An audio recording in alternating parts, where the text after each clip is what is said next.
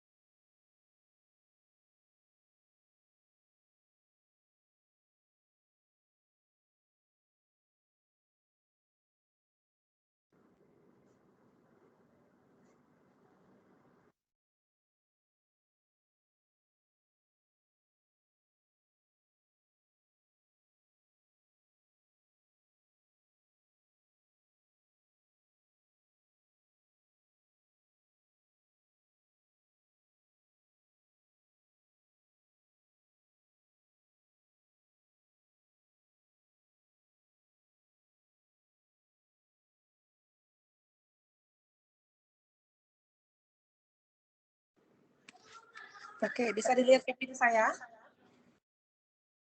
Bisa, Bu.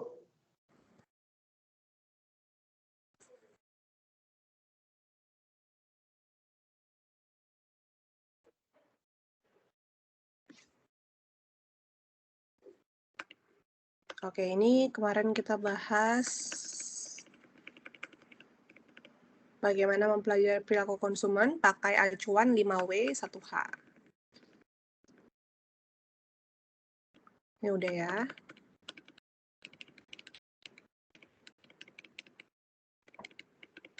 Oke, bauran pemasaran. Sekarang kita masuk ke bauran pemasaran. Bauran pemasaran ini itu merupakan alat yang digunakan perusahaan secara berkesinambungan untuk mencapai tujuan sasarannya, di pasar sasarannya. Udah pernah dengar bauran pemasaran atau marketing mix kalau bahasa Inggrisnya? Udah pernah dengar Pernah, istilahnya? Bu. Apa aja tuh Pernah, yang dalam Bu. bauran pemasaran, Mbak? Yang katanya apa? Bauran pemasaran. Yang jenis dari customer-nya. Kayak dari tingkat usia, dari kriteria apa? Bauran Jenis. pemasaran itu terdiri dari produk, place, price, and promotion. Itu siapa yang jawab yang kedua? Aku lupa. Widya, Bu. Oh, Widya, oke. Nah, iya, bauran pemasaran itu yang 4P itu, Mbak. Sorry. 4P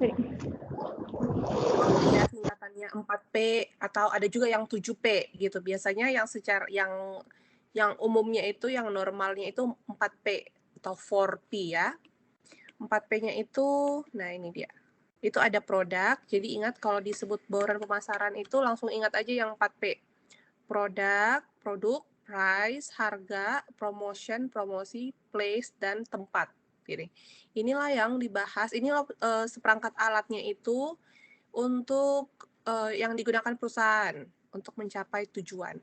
Oke, kalau disebut bauran pemasaran atau marketing mix ingat yang 4P, 4P ya. Nah, Yang pertama itu produk. Jadi dalam perspektif pemasar itu mereka bahas tentang produknya, bagaimana manfaat yang ditawarkan pada konsumen, lalu apa solusinya dengan menyediakan produk ini, gitu. Jadi misalkan saat ini konsumen di era sekarang ini mereka butuh kamera yang bisa menangkap jarak jauh gitu kan, sampai ke bulan bahkan. Oke, jadi sebagai pemasar kita kasih mereka solusi dengan menyediakan atau memproduksi kamera yang bisa sampai 100 kali zoom. Jadi ngezoomnya itu bukan hanya sampai 4 kali. Kalau handphone biasa berapa kali ngezoomnya? Normalnya 4 kali ya, 4 kali zoom. 4 kali memperbesar gitu kan. Nah, sekarang itu konsumen itu mereka butuh kamera yang bisa lebih dekat lagi gitu kan, lebih dekat lagi memperbesar, apalagi saat konser gitu kan. Kalau konser kan biasanya kita dari jauh.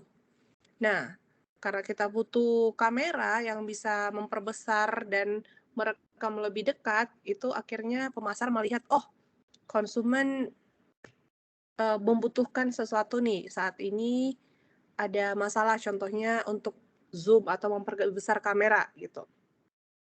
Apa solusinya? Kita sediakan produk yang bisa memberikan solusi kepada mereka. Jadi, pada dasarnya perusahaan ini, mereka itu melihat apa manfaat dari produk kita. Apakah produk kita ini bisa menjadi solusi buat konsumen gitu. Jadi kalau misalkan mereka tidak bisa menjawab produk ini apa manfaatnya kepada konsumen, apakah itu dibutuhkan atau tidak, itu akan mempengaruhi permintaan ya. Jadi kalau misalkan ternyata kita tidak butuh produk tersebut, ya emang ngapain kita beli gitu. Jadi ini pertama yang harus dipertimbangkan oleh marketer atau pemasar. Lalu harga. Harga ini ya harga yang diberikan untuk membeli satu produk ya, untuk membeli atau mengkonsumsi produk. Nah, di sini kita harus melihat dalam menentukan harga, pemasar harus perhatikan apakah produk ini sesuai dengan kondisi lingkungan. Ini kalau dia masuk ke biaya sosial gitu. Jadi mau itu biaya produknya sendiri dan juga biaya produknya dan biaya sosial. Saat ini perlu dipertimbangkan biaya sosialnya ya. Dan beberapa perusahaan mereka itu memproduksi barang-barangnya itu lebih mahal. Jadi biaya produksinya itu lebih mahal juga karena mereka menggunakan material atau bahan baku yang tidak merusak lingkungan gitu. Contohnya nanti kalian lihat contohnya packagingnya. Biasanya kan packaging itu pakai plastik ya. Nah, kalau perusahaan-perusahaan yang mau melihat apakah plastik itu dia tidak mudah untuk terurai gitu, itu butuh ratusan tahun. Kalau misalkan mereka mau pertimbangkan, mereka mau buat package-nya itu atau bungkusnya itu dengan material yang lebih ramah lingkungan gitu, biasanya itu biayanya lebih sedikit tinggi karena bahan-bahannya mereka tidak menggunakan bahan-bahan plastik lagi. Nah, itu nanti ada biayanya lagi gitu kan. Dan itu juga harus diperhatikan. Jadi dari segi biaya, mau itu biaya produknya sendiri dan juga biaya sosialnya.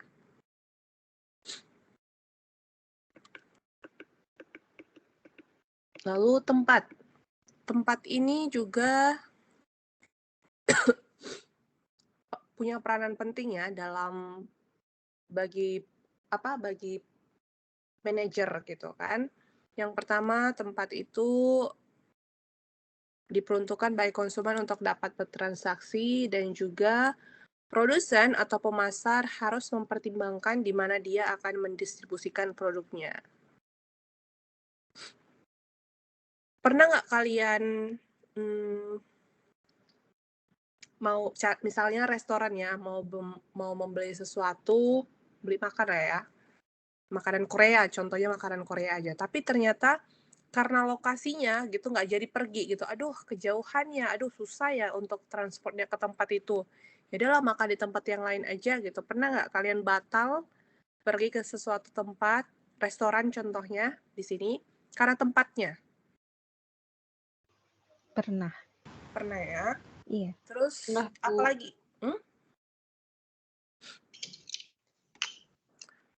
Kak Anggi, silakan Kak Anggi. Kak Anggi udah berubah namanya. Kemarin namanya beda.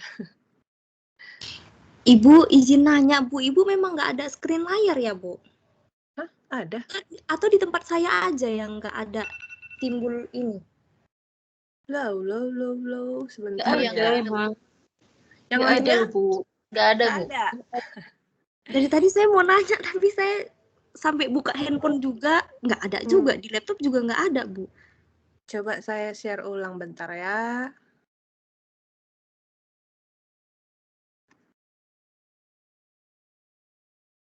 Ini udah kelihatan belum? Ah, udah, Bu. Udah, Bu. Oke, sip, mantap. Oh, pantesan kalian nggak lihat tadi ya? Ya ini yang tadi 4P saya bilang ya. Untuk bauran pemasaran. Ini udah ada di PPT, pikir saya. Oke, ini tadi yang saya tanya itu, bauran pemasaran, dia langsung lihat aja, ini ada 4P gitu. Ada produk yang harus diperhatikan untuk sebagai pertimbangannya, alat pertimbangan marketer, dan juga place.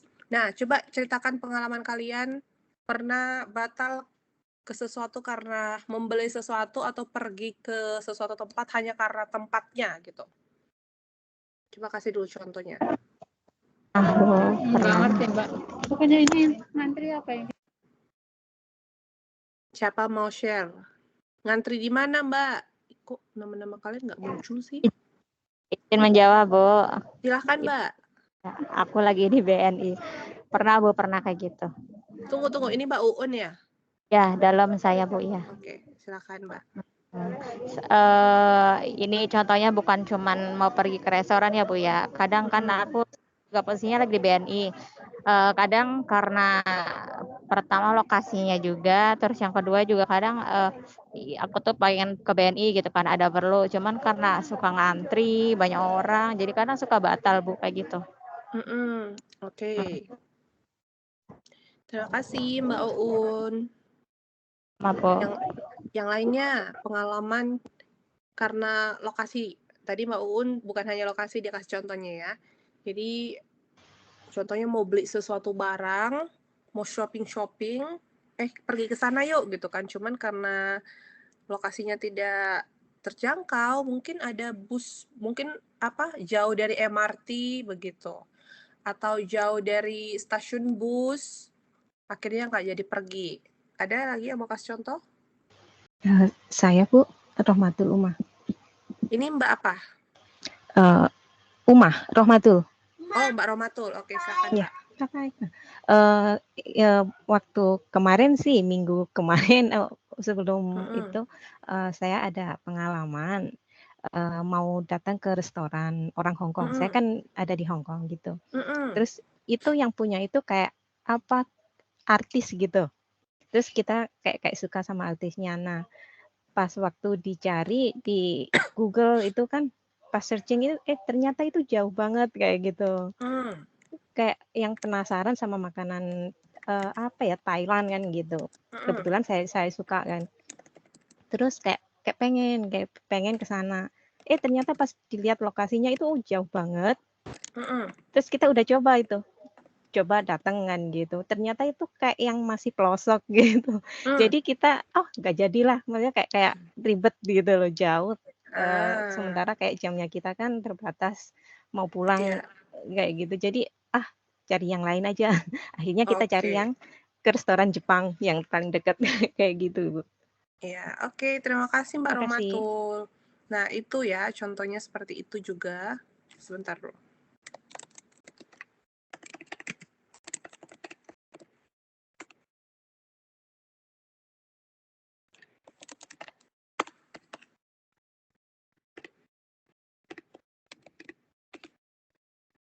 Nah, karena lokasi aja, calon konsumen atau calon pembeli aja pun itu akan berpengaruh gitu. Ini masih lokasi ya, hanya tempat ya.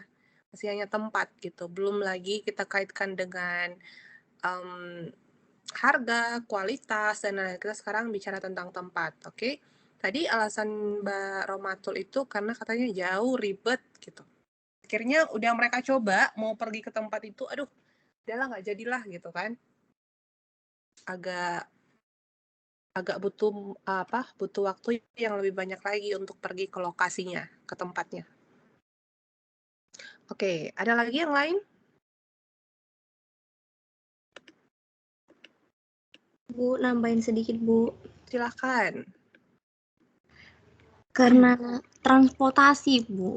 Di Hualien ini, kalau di Hualien ini kan sulit bus ya, Bu. Jadi kalau kemana-mana ya nggak punya kendaraan pribadi itu pakai taksi. MRT juga nggak ada. Kereta juga jangkauannya itu yang jauh, kalau yang deket-deket di sini tuh nggak ada gitu.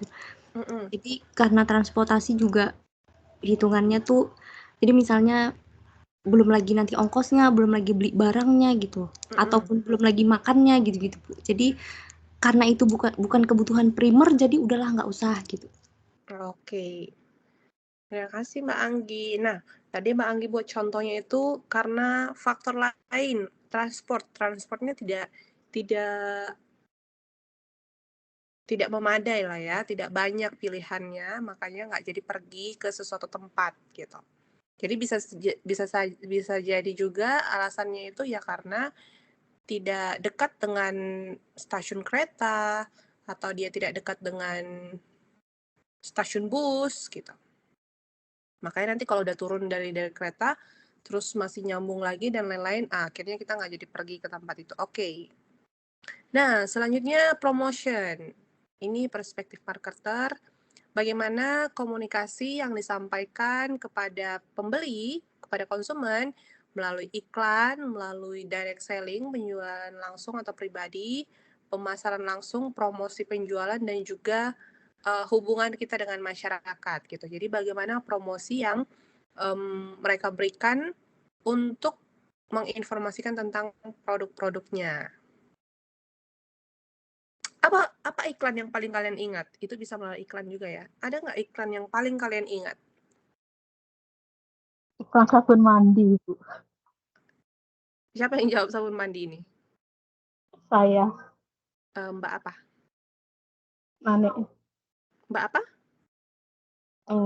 Mas Nani nama saya. Mbak Nani. Gimana iklan sabun mandinya Mbak Nani? Ya, iklan sabun mandi yang itu yang look punya Desi Ratnasari itu. Terkesan. Apa yang mereka promosikan? Gimana? Apa yang buat terkesan? Ya, terkesan itu penyampaiannya. Penyampaian iklan itu lebih bisa mengikat konsumen lah. Karena apa? Karena pertama kali dari segi penyampaiannya, terus dari artis juga. Oke, artisnya Mbak suka ya? Enggak, saya enggak suka. Oke, dari penyampaiannya. Penyampaiannya lebih seperti lebih sempurna lah daripada iklan-iklan yang lain yang saya lihat itu. Oke, makanya Mbak suka ya dengan iklan tersebut. Ya. Oke, terima kasih Mbak Nani. Ada yang lain? Iklan apa nih yang paling kalian ingat gitu? Jadi kalau kita sebut itu, kalian ingat iklannya.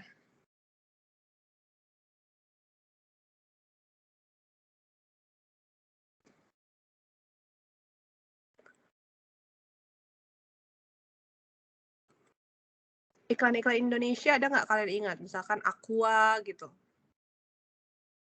Ada lagi Bu, mungkin itu yang Nokia yang jadul-jadul itu kan bagus dia punya iklan. Nggak seperti sekarang itu, nggak seperti iklan zaman sekarang. Kan seperti iklannya sepertinya natural. Pembuatannya pun juga. Kalau sekarang kan streaming cuma 15 menit, 20 menit, jadi hasilnya tidak begitu bagus lah menurut saya. Tadi ya, iklan apa yang kedua Mbak bilang? Itu yang Nokia zaman dulu itu kan bagus dia punya itu. Nokia ya? Oke. Ya. Iklan Nokia masih diingat loh sama Mbak Nanik. Oke, kita baca dulu. Iklan air mineral yang hilang higienis dan manis-manis. Ini Kata si Mbak Ina, itu iklan yang paling berkesan yang diingatnya. Iklan Indomie seleraku. Oke, ini si Mbak Kustul dia ingat ini. Iklan Adem Sari, iklan sirup marjan. Oke, tapi kalian punya alasan masing-masing ya kenapa kalian suka iklan itu atau kenapa kalian bisa ingat iklan itu gitu, berkesan. Biasanya kalau berkesan itu sampai diingat ya. Karena kan nggak semua iklan juga kita setiap hari dulu nonton iklannya banyak banget gitu, nggak semua kita ingat. Karena nggak berkesan gitu, nggak menarik untuk kita. Jadi kadang satu film itu bisa sampai 5 atau lebih iklannya, tapi kan nggak semua bisa diingat gitu. Oke, nah coba nanti kalian perhatikan. Jadi di sini pemasar itu harus melihat bagaimana cara promosi yang baik. Bagaimana promosi mereka ini agar diperhatikan oleh konsumen gitu. Misalkan caranya gimana? Ya mereka harus buat iklan itu menarik. Mereka harus agar konsumen tahu dan bisa mengingat, bahkan sampai mengingat iklan itu gitu. Jadi yang ada dalam pikirannya ketika mau membeli sesuatu ya pasti dia ingat brand tersebut. Karena sudah berkesan kan. Contohnya kalau tadi mau beli minuman gitu, kalau kita beli mungkin kita akan bilang Aqua gitu ya. Karena memang itu kalau saya sendiri ya saya ingat iklan itu. Saya nggak mungkin ada Cleo atau apa yang lainnya itu nggak termasuk lah. Ada banyak brand lain kan. Tapi kalau kita beli biasanya kita bilang beli Aqua gitu. Brand-brand lain mungkin ada, cuman kita tidak terlalu menyadarinya, tidak terlalu aware. Tapi yang pasti promosi ini itu perlu diperhatikan dalam perspektif marketer. Ini salah satu alat yang harus dilihat dalam pemasarannya, dalam bauran pemasarannya, untuk mensukseskan menjadi bagian dari strategi pemasaran yang baik gitu. Bagaimana strategi promosinya, oke? Itu untuk 4P atau 4P dalam bauran pemasaran. Saat ini ada tambah 3P lagi gitu. Jadi ada 4P, kalau tambah 3P berarti jadi 7P ya, ada jadi 7P. Biasanya yang 7P ini itu untuk jasa. Kalau tadi untuk barang, sekarang untuk jasa. Jadi barang dan jasa ini ada perspektif tambahannya. Yang pertama people atau orang. Ini orang-orang yang menjalankan bisnis atau jasa yang harus memahami bagaimana konsumen berinteraksi pada situasi pembelian. Jadi kalau jasa ini dia itu sedikit berbeda gitu cara pemasarannya. Kalau jasa biasanya itu kita langsung terima, langsung berinteraksi dengan konsumen. Kalau barang bisa dibeli atau bahkan dibeli online terus dipakai di rumah, atau kita beli lalu kita pakai di rumah gitu ya. Kalau untuk jasa ini biasanya pemakaiannya atau cara menggunakannya itu biasanya berinteraksi langsung dengan penjual gitu atau orang-orang atau karyawannya. Contohnya apa ya? Contoh jasa. Kalau Apa jasa nih seperti contohnya? Apa Mbak? kalau nggak salah seperti itu dokter langsung interaksi jasa.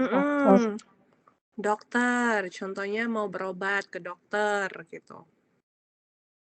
Ada lagi? Yang kedua seperti itu Bu, jasa sewa mobil gitu. Berarti itu kayak travelnya ya? Ya, orangnya kan Ya. interaksi sama. Betul. Atau kayak mau potong rambut gitu kan, itu kan mereka berikan jasanya kan. Ya rambutnya rambut kita gitu. Dan lain-lain gitu. Nah, jadi cara kita mengkonsumsi hasilnya ini itu biasanya tidak terlihat. Jadi barangnya itu tidak barang. Jadi yang diperjualbelikan itu tidak terlihat gitu ya karena kita memakai tenaganya atau jasanya begitu. Nah, dengan begitu ini karena berinteraksi langsung dengan orangnya itu harus ada cara tertentu yang perlu diperhatikan. Yang pertama, karyawannya ini harus punya ini nih, mereka bilang di sini harus memahami bagaimana berinteraksi dengan konsumen dan bereaksi pada situasi tertentu gitu. Jadi harus tahu cara berinteraksi yang baik, harus memiliki komunikasi yang baik gitu, karena memang cara marketingnya itu langsung dari orangnya gitu. Marketing yang bisa dirasakan itu langsung dari orangnya kan. Jadi memang di sini juga perlu kalau untuk jasa itu tambahannya untuk people-nya, untuk orangnya yang perlu diperhatikan gitu. Apalagi kalau dia jasanya itu di bidang jasa, jadi dia memang harus punya harus merekrut orang-orang, harus melatih orang-orangnya itu untuk ramah atau mudah senyum gitu, karena kita berinteraksi langsung dengan mereka. Cara bicaranya juga sopan, jangan ketus-ketus gitu. Kalian pernah nggak jumpa sama pelayan yang ketus-ketus gitu? Pernah kalian? Terus apa yang kalian lakukan? Nggak jadi beli kadang-kadang. Iya kan, akhirnya nggak jadi beli. Orang dia ketus sekali gitu. Kita nanya, pertanyaan kita wajar gitu kan. Maksudnya bukan pertanyaan yang udah bertele-tele dan sudah mendetail ke personal gitu ya. Kita tanya sesuatu, ya jawabnya normal saja, atau kalau boleh lebih sopan, senyum. Kalau dia jawabnya ketus-ketus, ya nggak jadi beli lah gitu kan. Nah, itu yang harus dihindari. Kalau misalkan kalau misalkan pelayannya seperti itu, ya nanti siapa yang mau datang gitu. Apalagi kalau misalkan hotel ya, hotel ini biasanya kita selesai menginap, kita itu disuruh kasih review tentang banyak hal ya, review bla bla bla, dan juga kalau saya ketemu pelayan-pelayan hotel yang apalagi waktu di lobby ya, di resepsionisnya, front office-nya itu ada yang memang sedikit ketus gitu. Itu nanti langsung saya buat penilaiannya atau saya komplain. Biasanya seperti itu. Gitu.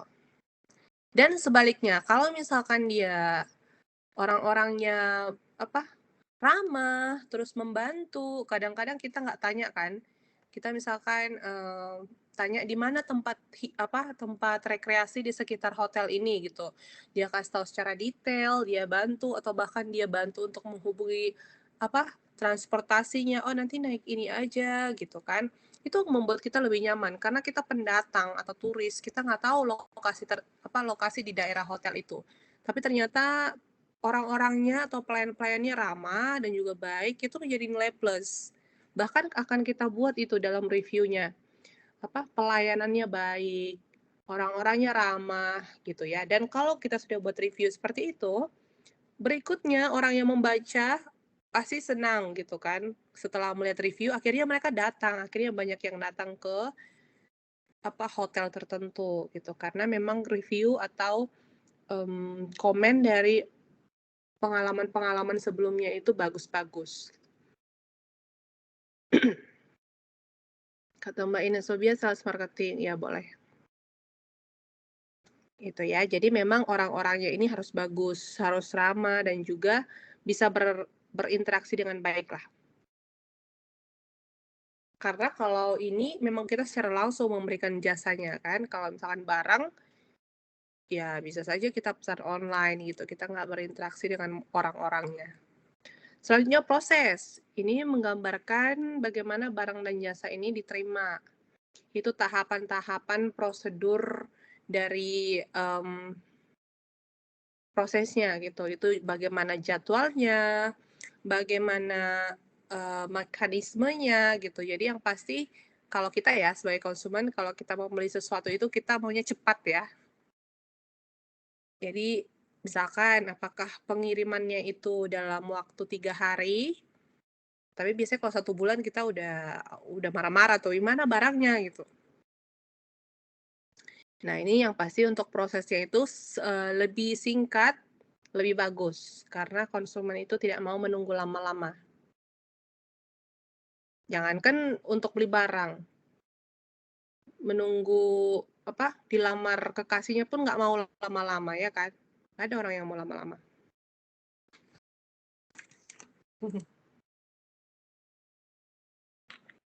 Oke, selanjutnya physical evidence, bukti fisik. Ini itu lebih ke infrastruktur ya, prasarana perusahaan, dan juga berinteraksi dengan konsumennya. Jadi kalau infrastrukturnya, kalau boleh prasarananya itu dibuat contohnya salah satu lokasinya apa, tempatnya ya, tempat kita melakukan transaksi, gedungnya itu kalau boleh dibuat yang nyaman. Kalau zaman sekarang itu minimal AC ada gitu, jadi pelanggan itu tidak kepanasan gitu. Kecuali kalau di pasar ya, kalau di pasar kan memang dia tempatnya terbuka, nggak ada AC ya. Tapi gimana pun itu, untuk infrastrukturnya sebagus mungkin diberikan, dan ini kan jadi tempat kita untuk berinteraksi dengan konsumen. Atau kita buat pencahayaan yang baik gitu, tapi apapun itu gimana infrastrukturnya diberikan yang sebaik mungkin lah. Kalau zaman sekarang itu juga kita bahkan tempat-tempatnya itu didesain pakai tema bahkan. Jadi Instagramable ya, untuk menarik perhatian konsumen. 7-Eleven pun bahkan udah pakai tema. Saya kemarin tuh lihat 7-Eleven yang tema Hello Kitty nggak sih yang di Taipei itu?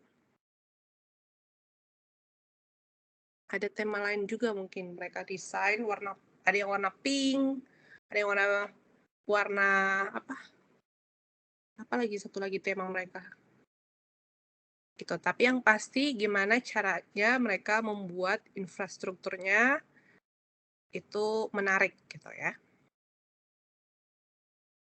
Jadi ini untuk bauran pemasarannya. Nah, selanjutnya untuk strategi dan proses keputusan konsumen. Yang pertama, memahami konsumen dan proses kebutuhannya. Jadi penting bagi pemasar untuk memiliki strategi pemasaran yang tepat. Jadi bagaimana kita bisa memahami dan melihat proses keputusan konsumen. Contohnya untuk berkuliah, contohnya untuk sekolah. Biasanya kalau untuk memilih sekolah anak itu siapa yang buat keputusan?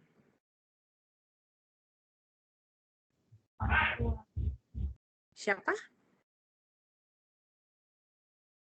Orang tua ya, pada umumnya orang tua. Apalagi kalau anak SMP, anak SD mau masuk SMP, anak SMP mau masuk SMA gitu. Bahkan mungkin beberapa masuk kuliah. Kalau pendidikan biasanya yang buat keputusan ada andil orang tuanya di sana. Kalau kalian kemarin mau kuliah di UT, siapa yang putuskan? Kalian sendiri atau kalian diskusi dulu sama orang tua? Mau kuliah di mana? Izin menjawab, Bu. Dari pribadi, Bu, keinginan pribadi. Oh, sendiri ya? Nah, benar. Oke, rata-rata sendiri nih kayaknya yang komen ini, yang tulis di komen. Oke, karena yang pertama kita sudah dewasa gitu ya. Kalau sudah dewasa, ada yang ambil keputusan sendiri untuk pendidikannya atau tetap ada yang konsultasi dengan orang tua. Tapi yang pasti, intinya adalah pemasar harus melihat pada umumnya bagaimana in general cara pembuatan keputusannya. Gitu. Kayak tadi yang saya bilang, untuk SMP, anak SMP, SMA biasanya itu orang tuanya yang putuskan. Nah, dan lain-lain. Itu coba dilihat, diperhatikan, nanti mereka harus pahami, itu bisa diteliti dulu, atau dicari referensinya, siapa yang mempengaruhi pembuatan keputusan. Jadi nanti mereka bisa tahu menyusun strategi pemasarannya yang tepat gitu. Berarti nanti ditujukan ke orang tua. Contohnya vitamin. Vitamin anak ini biasanya itu orang tuanya ya yang membeli. Jadi yang membuat keputusan biasanya orang tua. Contohnya kalau kalian pun sudah jadi orang tua, mau cari vitamin-vitamin anak. Nah, jadi strategi pemasarannya itu gimana gitu. Ya langsung yang cocok itu ya langsung ke orang tuanya, ditujukan vitaminnya itu. Berarti kita kasih tahu manfaatnya, contohnya untuk anak apa, dan lain-lain. Tapi yang pasti harus memahami proses keputusan konsumennya.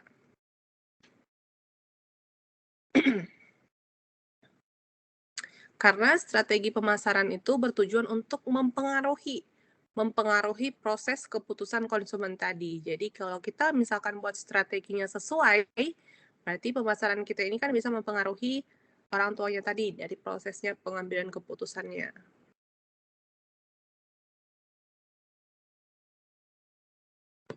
Nah, untuk perumusan strategi pemasaran itu bisa dimulai dari analisis pasar.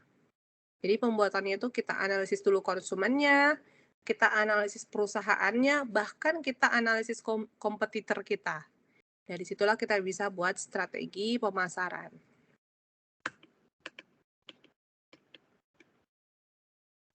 Oke, selanjutnya analisis perusahaan ya. Untuk menganalisis perusahaan, perlu kita pahami kekuatan dan kelemahan seluruh aspek perusahaan. Itu mulai dari SDM-nya, teknologinya, budayanya, dan lain-lain. Tapi yang pasti, ketika kita melakukan analisis perusahaan, kita perlu melihat apa kekuatannya dan juga kelemahannya.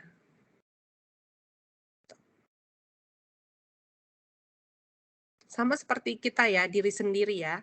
Ketika kita mau improve diri sendiri, itu kita harus evaluasi dulu. Sebenarnya saya ini kelemahannya apa? Saya ini kelebihannya apa? Berarti kita bisa fokus untuk ke kelebihan kita, lalu kekurangan kita bisa kita bisa lihat caranya mengatasinya bagaimana gitu. Untuk kita bisa sukses gitu ya. Kalian pernah nggak analisis evaluasi diri kalian sendiri? Pernah, Bu. Pernah ya. Ya, ketika kita mau improve menjadi lebih baik gitu kan. Misalkan ada yang kelemahannya itu dia bicaranya suka ngawur gitu kan. Jadi akhirnya banyak yang nggak suka gitu, banyak teman-temannya nggak suka gitu. Coba nanti dievaluasi dulu. Saya ini kelemahannya apa? Lalu diperbaiki. Kelemahannya itu bisa diperbaiki dengan cara apa? Kelebihan saya apa gitu, agar kita bisa sukses gitu kan. Pekerjaan kita pun menjadi lebih baik gitu.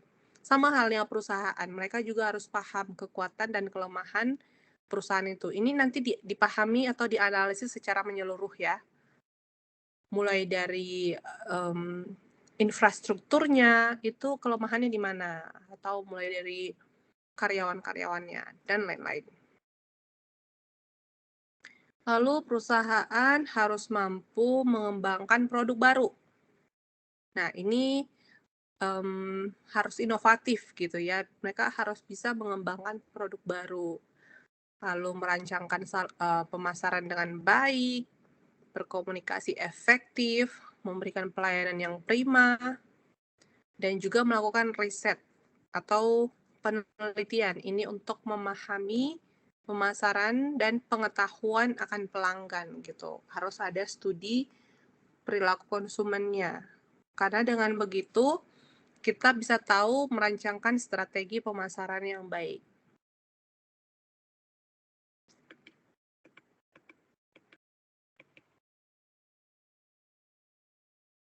Nah, untuk pesaing, perusahaan juga perlu memahami kekuatan dan kelemahan pesaing. Kalau tadi mereka evaluasi diri sendiri atau perusahaan sendiri, untuk pesaing pun harus dievaluasi juga. Harus kita pahami sebenarnya pesaing kita ini kekuatannya di mana. Lalu mereka lemahnya di mana, gitu. Jadi kalau tidak bisa memahami pesaing, ini akan berakibat tidak mampu memenuhi kebutuhan konsumen. Jadi perusahaan ini pun mereka perlu mempelajari saingannya, gitu. Mereka mempelajari kompetitor mereka.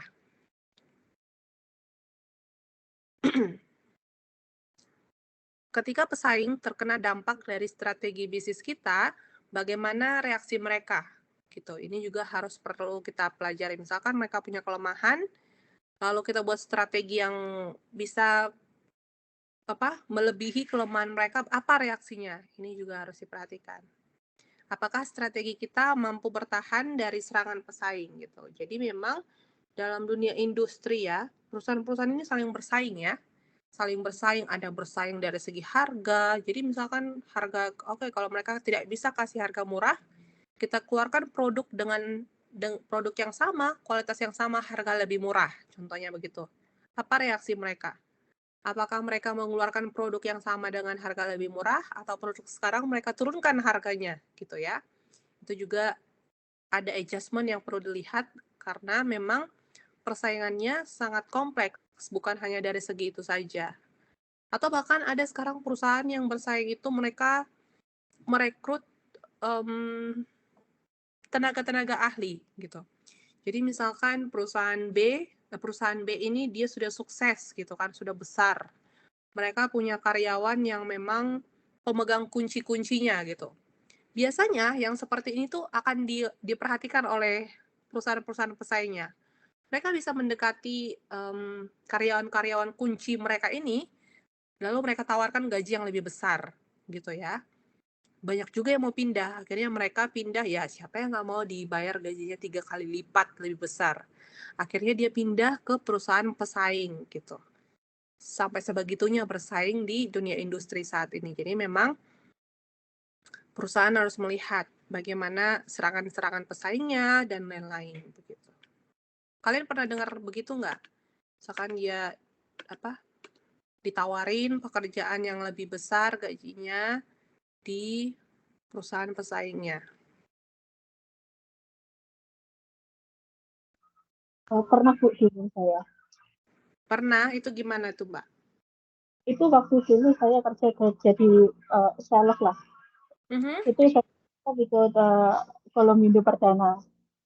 Nah, setelah itu saya direkrut sama KOP, punya perusahaan di Indonesia. Karena itu gaji saya di Kolomindo Perdana sekitar 1,5 juta. Di sana dia berani bayar saya 3 juta lebih.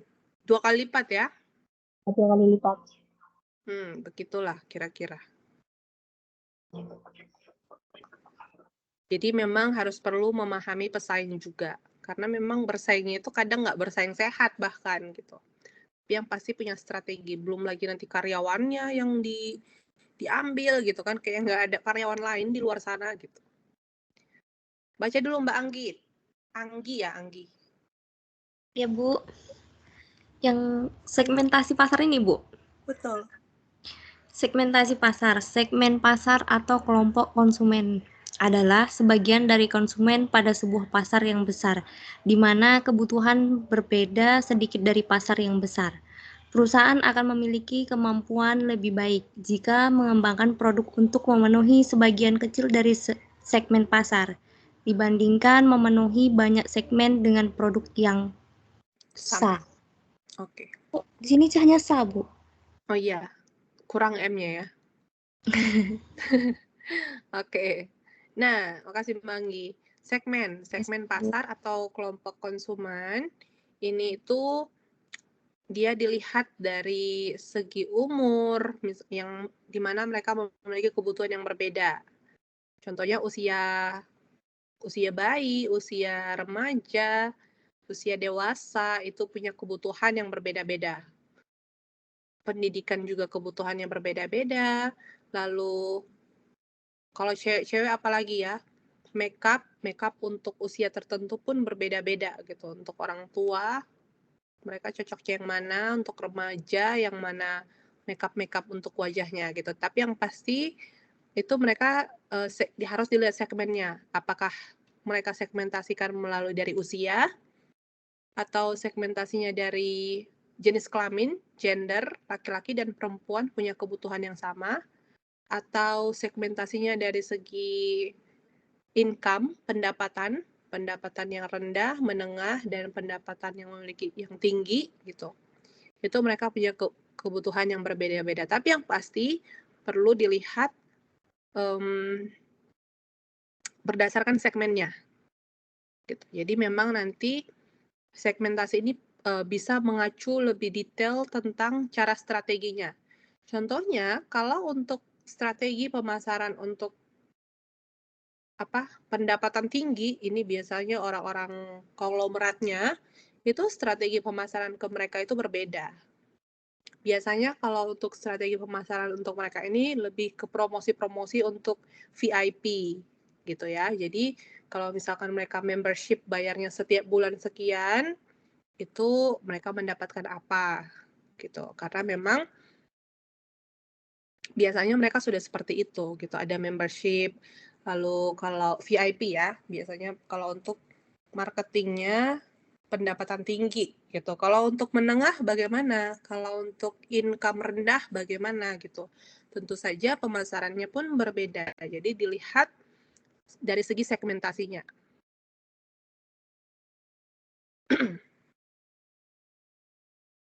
Lalu perusahaan memiliki kemampuan lebih baik jika mengembangkan produk untuk memenuhi sebagian kecil dari segmen pasar dibanding memenuhi banyak segmen dengan produk yang sama. Jadi di sini dibilang dalam segmentasi pasar itu kita nggak perlu memenuhi banyak segmen gitu. Jadi kita pilih saja segmen yang lebih kecil, tapi kita fokus gitu ya. Contohnya misalkan mereka memilih segmennya itu dari segi usia gitu. Nggak apa-apa, kalian fokus aja di segmen itu. Misalkan segmentasi anak-anak lah mereka pilih gitu kan. Nggak apa-apa, pilih aja segmen pasar tersebut. Jadi ini akan lebih fokus dibanding mereka memenuhi banyak segmen dengan produk yang sama itu biasanya nggak efektif. Karena strateginya berbeda, harga-harganya pun bisa berbeda, dan itu akan lebih general sekali gitu ya. Jadi disarankan kalau perusahaan itu bisa mengembangkan produk dan memenuhi sebagian kecil dari segmen pasar. Ini lebih disarankan mereka. Jadi kita bisa fokus dan bisa ahli di bidang itu. Jadi biasanya produk-produknya itu contohnya elektronik gitu kan. Ya memang dia produknya produk elektronik aja gitu. Untuk yang kualitas tertentu. Jadi dia fokus aja misalkan apakah dia mau harga murah dengan kualitas begitu atau dia dengan produk yang harga mahal gitu ya, produk mewah. Jadi jangan merambah ada yang murah, ada yang sedang, ada yang mahal gitu. Jadi nggak fokus nanti brandnya. Misalkan untuk Xiaomi gitu, Xiaomi kan memang dia Xiaomi ya atau produk-produk Cina ini dia memang image-nya itu harga murah ya, harga murah tapi kita bisa tahu kualitasnya itu ya sesuai harganya atau lebih baik dari harganya. Karena mereka bisa mengeluarkan produk murah tapi termasuk durable juga, kuat juga gitu bahannya.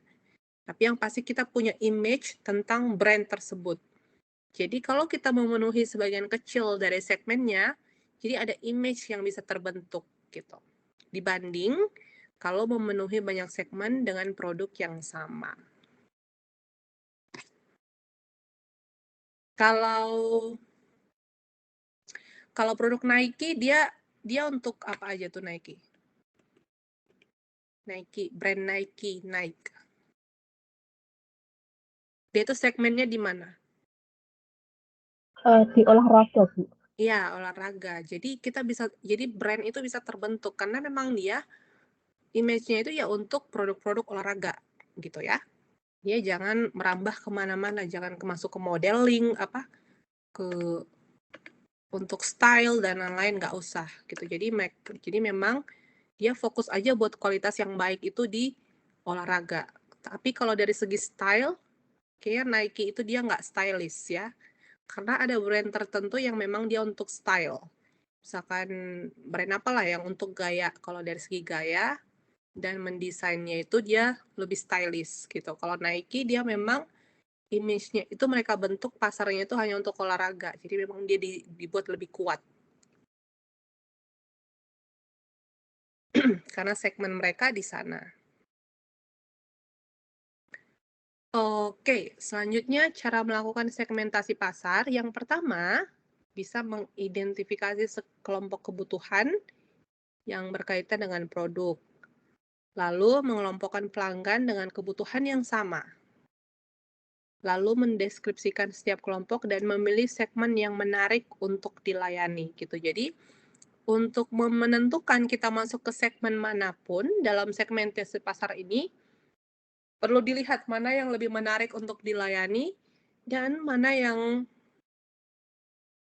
cocok dengan perusahaan kita gitu. Jadi jangan mencakup segmentasi yang ternyata tidak mampu perusahaannya untuk di bidang itu gitu. Karena bidangnya mungkin sudah di luar konsep perusahaannya gitu kan. Tapi yang pasti pilihlah segmen yang menarik dan sesuai dengan industri perusahaannya.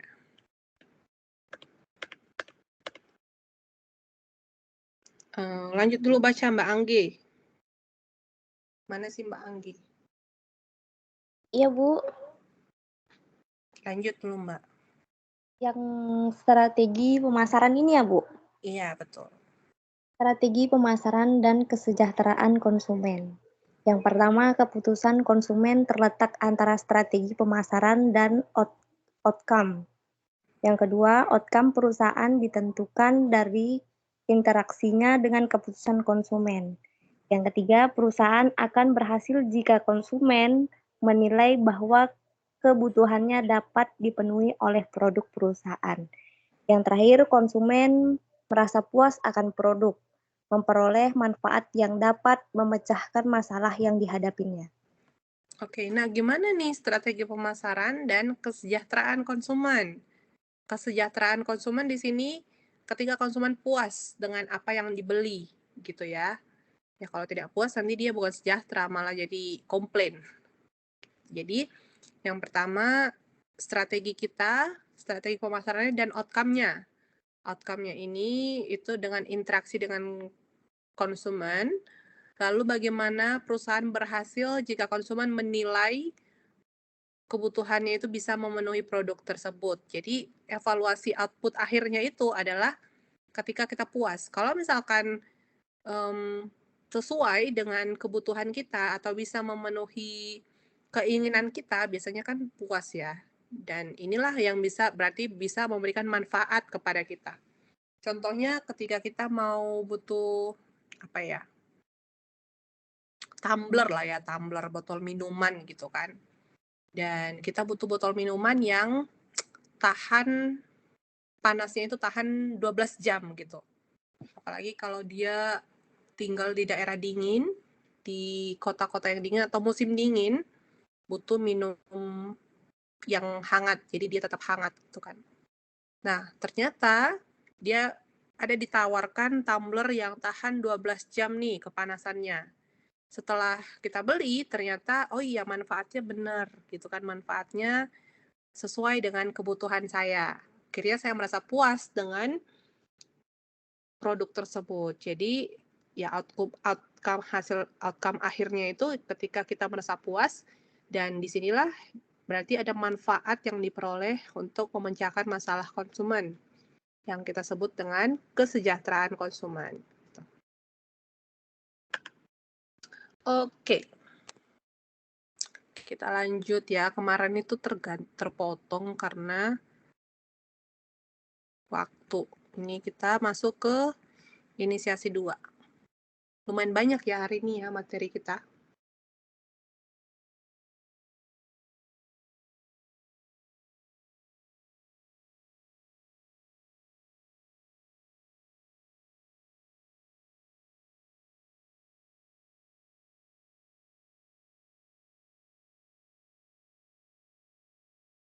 Oke, PPT-nya bisa dilihat kan?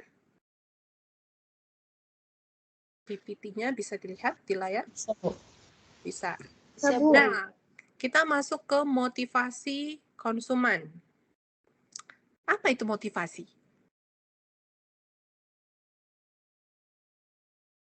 Dorongan, Bu. Dorongan, kata Mbak Anggi dorongan. Oke. Coba sebutkan motivasi kalian datang ke Taiwan. Bu, kayaknya slide-nya belum terganti nih, Bu. Masih strategi pemasaran. Oh ya? Di aku sudah tadi loh. Udah, berarti jaringan Mbak Anggi tuh. Sorry, Bu. Coba lihat, ini udah terganti belum Mbak Anggi? Udah, Bu. Udah. Ini udah, Bu. Coba sebutkan apa motivasi kalian datang ke Taiwan dan ke Hong Kong.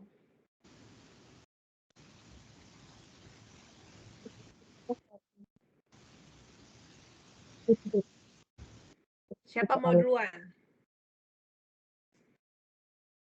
Saya, Bu. Atau ke negara yang kalian ada saat ini ya? Negara mana lagi ya? Nanti kok nggak disebutkan gitu. Ke negara kalian yang datang saat ini. Silakan Mbak apa nih? Kalau saya Ibu motivasi. Mbak Nanik, Mbak apa ini? Ya, Mbak Nanik. Saya motivasi. Tunggu dulu ya. Itu nama kalian nggak muncul, soalnya nggak ada yang muncul namanya kecuali nama Mbak Anggi. Apa? Jadi saya nggak, kayaknya kalau kalian ngomong, nanti saya tanya sebutkan namanya ya, karena saya catat. Jadi Saya perlu namanya. Soalnya di tampilan saya ini nggak ada nama yang muncul kecuali nama Mbak Anggi. Oke, silakan Mbak Nani. Ya, motif saya itu sih. Saya mau cari duit lah, mau cari uang lah untuk masa depan saya dan nguritin rumah. Oke, itu motivasinya datang ke Taiwan ya Mbak? Ya. Oke. Mas Albas mencari pendapatan lebih gitu. Motivasinya untuk mendapatkan pendapatan income yang lebih. Mas Albas ini yang di Arab bukan sih? Di Taiwan ya? Mbak Ina, motivasi datang ke Taiwan itu untuk bekerja. Mencari uang yang lebih. Dan belajar bahasa gratis. Oke, ini Mbak Ina dia mau belajar bahasa gratis. Mbak Uut mencari pekerjaan yang stabil. Oke. Ada yang motivasinya ke luar negeri untuk cari jodoh? Atau sekalian-sekalian lah ya? Itu dulu, Bu. Sekarang enggak. Oh, itu dulu. Dulu motivasinya Anggi, Bu. awal-awal mencari jodoh. Apa? Ya, Mata orang sipit. sipit. Mau cari sipit ya? Iya, dulu waktu di Singapura mau cari bule, Bu. Oh. Terus bulenya dapat nggak, Mbak? Nggak dapat. Cem-cemannya aja lah ya. Malah nggak dapat. Oh, ini Mas Albas nih. Motivasinya cari pendapatan lebih, tapi saya juga ketemu jodoh. Kata, dapat jodoh nih Mas Albas di Taiwan. Oke, mantap ya. Paket lengkap nih. Paket lengkap ya. Ada lagi yang lain? Motivasinya mungkin yang lain, tapi motivasi kalian bagus-bagus semua lah ya.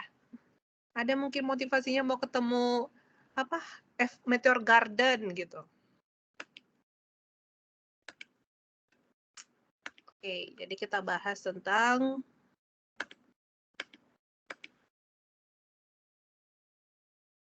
konsep dasar motivasi.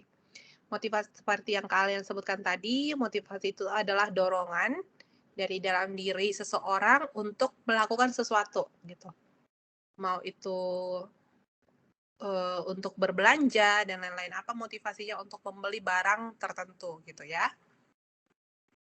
Nah, proses yang menyebabkan orang melakukan sesuatu dan mengharapkan seseorang untuk melakukan perilaku yang bertujuan untuk melakukan sesuatu gitu. Ini untuk konsep dasar motivasi. Tadi sudah disebutkan ya, motivasi itu adalah dorongan dari dalam diri. Kalau dari luar diri itu beda lagi. Kalau dari dalam diri itu motivasi. Nah, kenapa bisa ada motivasi? Motivasi itu muncul karena adanya kebutuhan. Tadi saya tanya motivasinya apa gitu kan. Ada kebutuhan yang kalian ingin penuhi. Mau itu terkait jodoh kah, mau itu terkait tentang pendapatan, ilmu, dan lain-lain. Adanya kalian lihat adanya kebutuhan di sana, makanya ada motivasi. Nah, kebutuhan ini muncul karena perasaan tidak nyaman pada konsumen gitu. Karena ada sesuatu yang belum terpenuhi. Jadi itu kita punya kebutuhan. Nah, rasa tidak nyaman tersebut ini akan mendorong konsumen melakukan sesuatu. Mendorong konsumen melakukan sesuatu sesuai dengan untuk memenuhi kebutuhannya tadi. Jadi contohnya kalian tadi punya kebutuhan yang sudah disebutkan, ini akan mendorong kalian melakukan sesuatu. Jadi contohnya cari kerja atau bekerja di Taiwan atau di Hong Kong atau di Arab gitu ya. Nah, kalau dilihat dari modelnya, kira-kira seperti ini. Ini yang saya jelaskan di sini tadi ya. Adanya kebutuhan, muncul perasaan tidak nyaman, lalu mendorong melakukan sesuatu. Kalau dilihat dari modelnya, itu bisa seperti ini. Kalau untuk model motivasi. Ini itu dikemukakan oleh ahli di tahun 1998. Udah lahir kalian di sini kan? Nah, beginilah model motivasi. Yang pertama ada stimulus. Lalu, ini akan membantu kita untuk mengetahui kebutuhan, need recognition. Lalu ini akan mendorong kita untuk perilaku kita.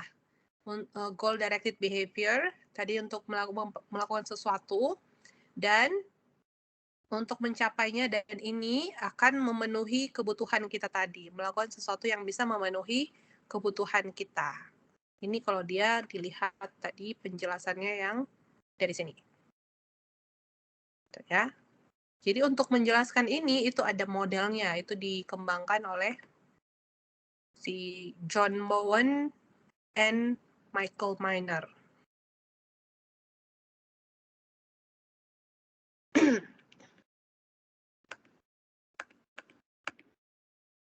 Nah, untuk kebutuhan konsumen, itu bisa kita kategorikan dalam 3. Kebutuhan kita itu kategori kebutuhan yang pertama primer dan sekunder gitu ya. Kebutuhan primer apa aja? Kebutuhan pokok lah pastinya. Makanan, rumah, ya betul. Lalu ada kebutuhan sekunder. Ini setelah kita memenuhi kebutuhan primer seperti memilih restoran yang lebih terkenal, atau beli rumah di lokasi pusat, di lokasi elit, dan lain-lain. Itu yang kebutuhan sekunder lah, atau mobil.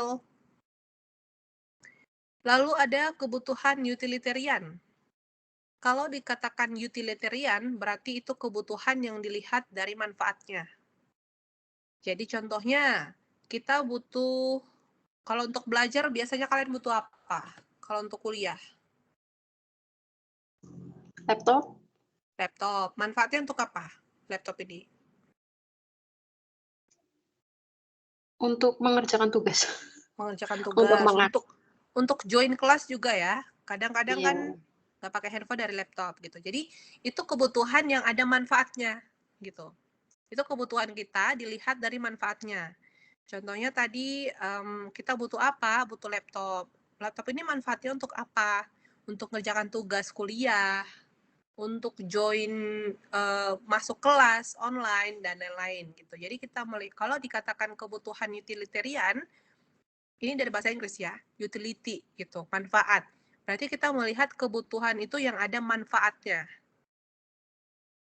Selanjutnya ada kebutuhan ekspresif atau hedonik. Sering kita bilang hedon gitu. Ini kebutuhan karena faktor psikologis. Biasanya ini itu tidak berdasarkan manfaat, tapi karena dari segi psikologisnya. Contohnya nih, konsumen menginginkan motor. Motornya itu yang kebutuhan yang dia mau itu 135 cc yang terbaru. Biar terlihat gagah dan keren gitu kan. Jadi dia ada spesifikasi tertentunya biar kelihatan maco gitu. Nah, ini dia masuk ke kebutuhan hedoniknya karena dia di sini kita lihat itu dari faktor psikologisnya, yaitu untuk biar menunjukkan sosialnya gitu ya, bisa jadi. Coba kalian buat dulu contoh kalian kebutuhan utilitarian dan hedonik.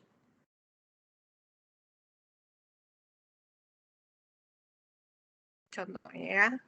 Saya kasih 10 menit ya. Waktunya 10 menit.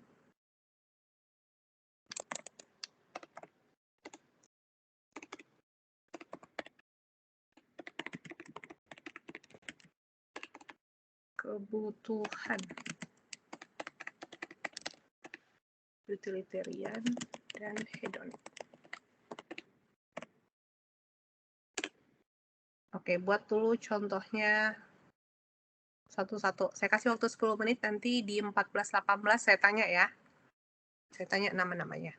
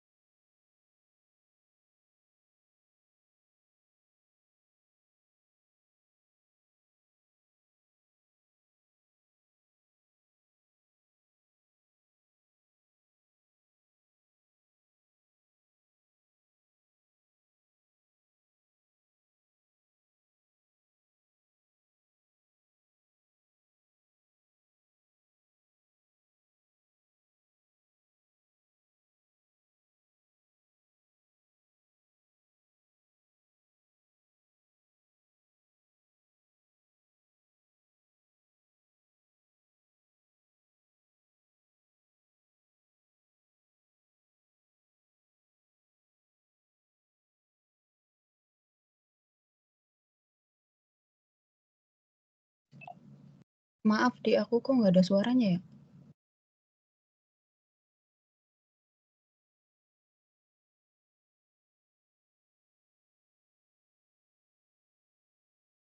Istirahat 10 menit, Kak.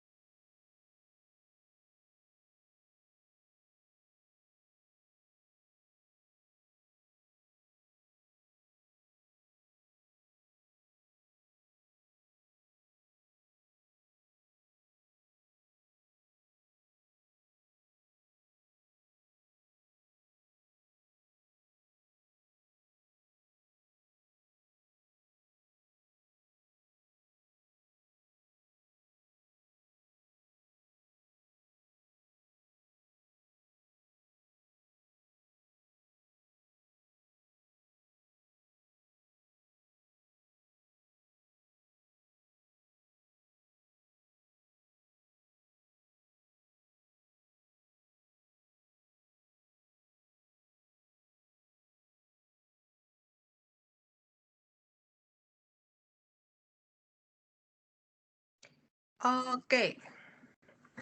Siapa mau share jawabannya? Kebutuhan kalian, kebutuhan utilitarian dan juga hedonic.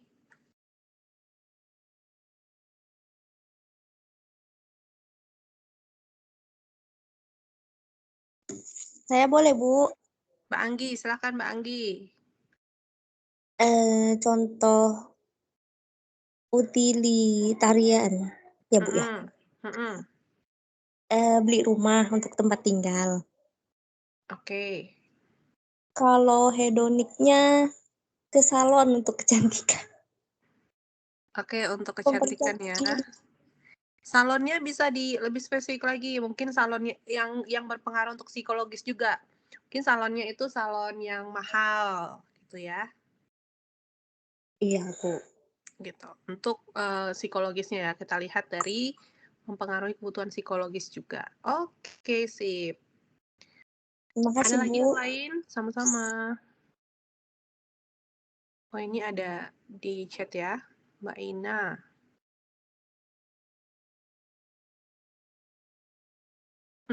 Yang ekspresifnya ini sepatu untuk bepergian bisa dibuat lagi sesuatu itu yang mempengaruhi psikologi, Mbak. Mungkin sepatunya yang bagaimana? Yang mahal mungkin kan? HP untuk komunikasi.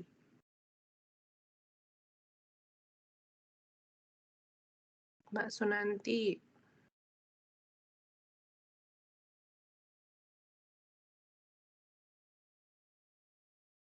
Oh, Mbak Kusnul. Mbak Kusnul contohnya utilitarian itu butuh, contohnya kebutuhannya apa nih? Kebutuhannya untuk alat komunikasi gitu ya. Berarti dia butuh handphone atau smartphone. Ya kan? Lalu dia butuh tadi untuk komunikasi, tapi dia butuh alat komunikasi yang sekalian yang Apple 16 bahkan, bukan hanya Apple 15 ya, yang keluaran terbaru gitu kan, biar kelihatan kita itu up to date atau barang-barangnya baru semua gitu, yang mempengaruhi psikologisnya. Jadi untuk hedoniknya dia Apple 16. Oke, ini benar ya.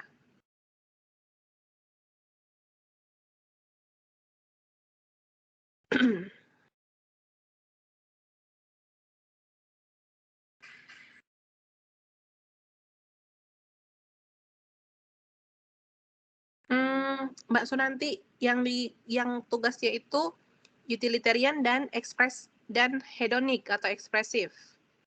Mbak, contohnya ini kebutuhan sekunder, Mbak, buat kan. Jadi yang pertama, utilitarian itu kita lihat kita butuh apa dan fungsinya apa. Jadi kita membeli sesuatu itu berdasarkan fungsinya. Tadi contohnya mau sebagai alat komunikasi. Nah, itu berarti dia beli handphone untuk fungsinya untuk alat komunikasi atau beli smartphone gitu. Nah, untuk yang hedoniknya ini dia lebih ke psikologinya. Berarti tadi Mbak Kusnul bilang beli iPhone 16. Biar dia terlihat lebih tren gitu kan, barang-barangnya baru semua, keluaran-keluaran terbaru gitu. Ya beli smartphone-nya itu yang terbaru gitu, yang tipe Apple 16 bahkan.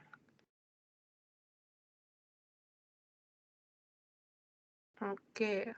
Oh, ada contoh lagi dari Mbak Kusnul.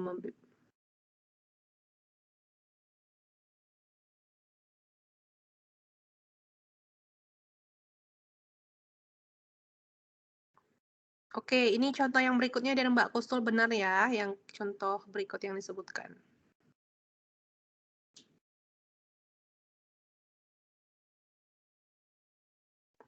Kebutuhan utilitariannya mana Mbak Nanik? Mbak Nanik contohnya hanya kebutuhan eksklusif. Oke, Mbak Widya, oke. Sepatu yang lagi tren, kata Mbak Ina. Sepatu yang lagi tren ini masuknya kemana Mbak Ina? Ke eksklusif ya, kebutuhan eksklusifnya yang lagi trending-trending. Kalau utilitariannya dia butuh sepatu untuk bepergian gitu. Kalau eksklusifnya sepatunya yang lagi tren nih dibeli. Biar trendy gitu, kelihatan trendy.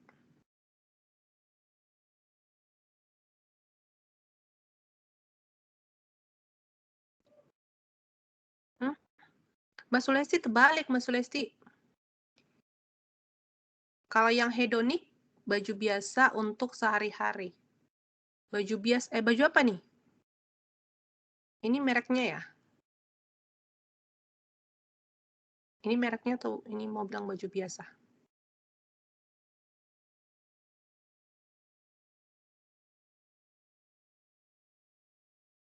Oke, utilitarian beli sepatu Nike untuk jogging.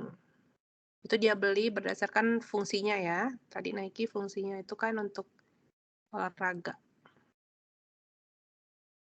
Mbak Roro juga boleh, benar.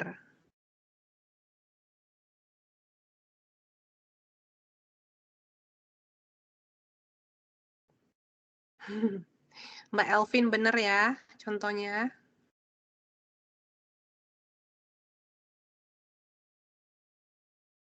Mbak Sulesti kebalik tadi.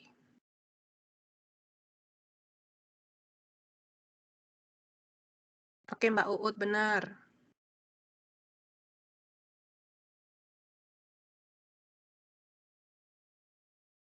Oke, boleh. Mbak Nurul juga boleh. Berarti untuk kebutuhan utilitariannya Mbak Nurul bisa bilang contohnya butuh tas gitu kan untuk sehari-hari. Jadi beli tas gitu ya. Pembeli tas. Brandnya nggak perlu disebutkan karena memang ya dia cuma butuh tas gitu. Dia nggak butuh brand tertentu. Karena memang dia perlunya kebutuhannya itu ya untuk tas aja. Kalau untuk kebutuhan hedonik itu bisa dihubungkan lagi lebih eksklusif gitu kan. Mungkin tasnya harus tas LV. Nah, itu untuk kebutuhan hedoniknya. Brandnya itu harus yang mahal gitu.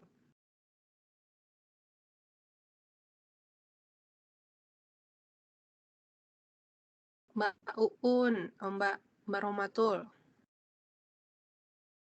Oke, boleh.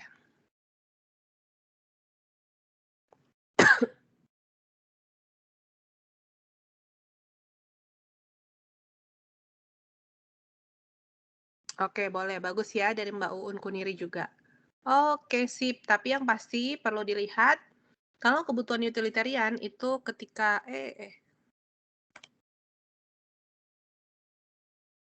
kita melihat membeli barang tersebut karena manfaatnya gitu. Kalau mau beli barang tersebut apa manfaatnya? Kalau dia ekspresif ya sesuai dengan kebutuhannya, dia lebih mau mengekspresikannya saja gitu. Itu kebutuhannya itu karena psikologis, bukan karena manfaatnya. Oke?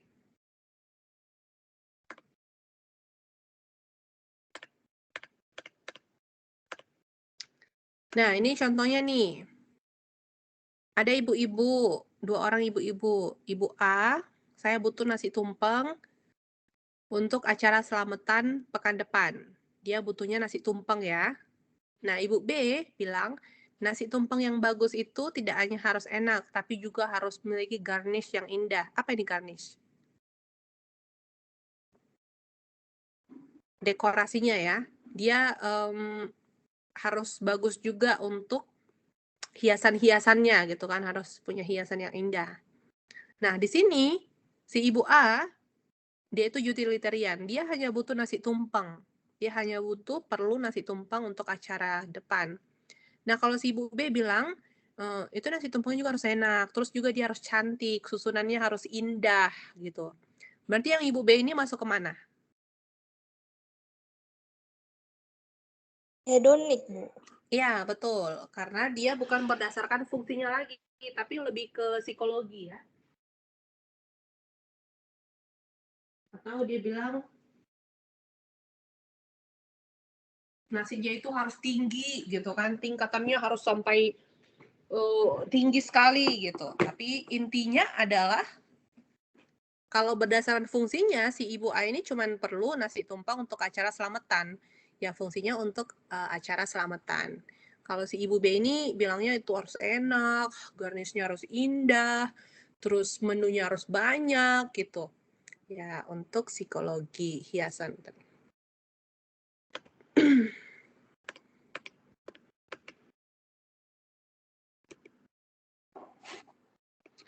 Oke, sekarang kita bahas perilakunya itu pada tujuan ya. Nah, kita bisa melakukan sesuatu itu tujuannya ada tujuan dibagi dua. Yang pertama tujuan umum atau general dan juga tujuan khusus. Kalau dia tujuan khusus, dia itu lebih spesifik ya, tujuan spesifik ya. Ada tujuan umum dan tujuan khusus. Nah, contohnya nih, kalian mau kuliah gitu ya. Tujuannya kalian mau mendapatkan gelar S1 dan kuliah gitu kan. Berarti kalian punya tujuan mau kuliah. Itu tujuan umumnya. Tujuan spesifiknya, kalian itu kuliah di UT, jurusan manajemen. Dia sudah lebih spesifik ya. Tadi mau berkuliah. Lalu kalian, itu tujuan umumnya. Kalau tujuan spesifiknya, kalian kuliah di UT, jurusan manajemen. Begitu. Tapi dia diinfokan lebih detail tujuannya itu apa. Gitu. Nah, di sini kita lihat perilaku dengan orientasi tujuan ya. Sekarang kita bahas tujuan. Ada berapa tadi jenis tujuan? Tujuan umum dan tujuan spesifik. Baca dulu. Siapa yang baca? Mbak Kusnul lah, Mbak Kusnul.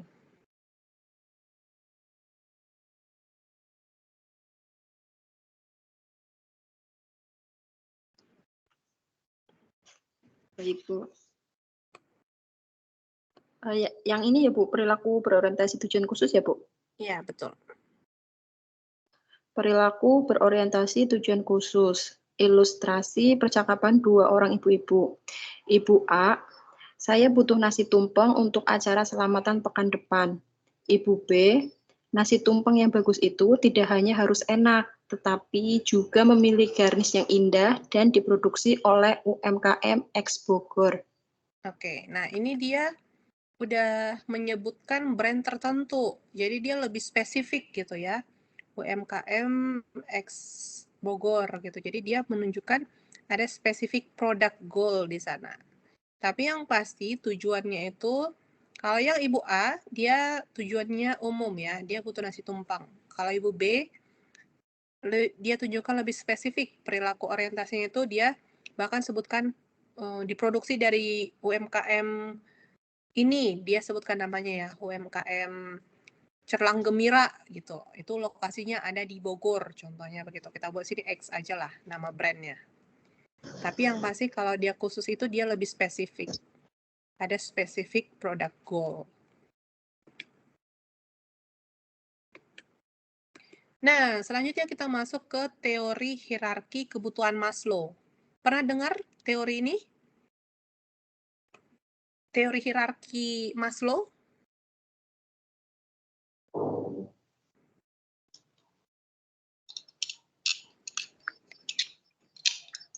Ada yang Nggak pernah tahu, dengar? Bu. Belum ya? Ini itu terkenal ya, kalau kita mau bahas tentang kebutuhan, biasanya kita pakai teori Maslow. Dia itu yang piramida. Piramida yang ada 5 tingkatannya. Oke, yang pertama itu fisiologis, keamanan, sosial, penghargaan, dan aktualisasi diri. Bentar dulu. Sini nggak ada piramidanya. Teori Maslow. Nah, ini ya, dia bentuknya seperti ini ya. Jadi kalau teori Maslow bilang kebutuhan itu bentuknya seperti piramida. Yang paling bawah itu yang harus dipenuhi adalah kebutuhan fisiologis. Atau ini kebutuhan fisik ya, kebutuhan primer kita. Seperti makanan, minuman, pakaian, tidur gitu. Jadi kata si Maslow, ini